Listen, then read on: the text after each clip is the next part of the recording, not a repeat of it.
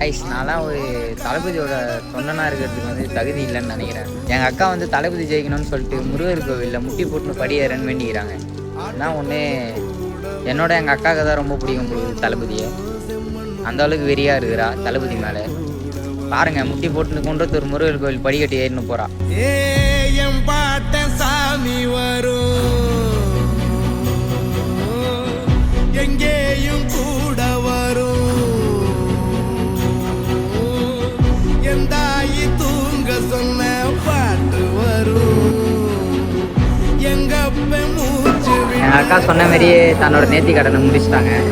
முருகன் கோயில் குன்றத்தூர் முருகன் கோயில் படிக்கட்டு ஏறி முட்டி போட்டு தளபதி கோசம் அவங்களோட வெற்றியை வந்து கை கூட்டிட்டாங்களா.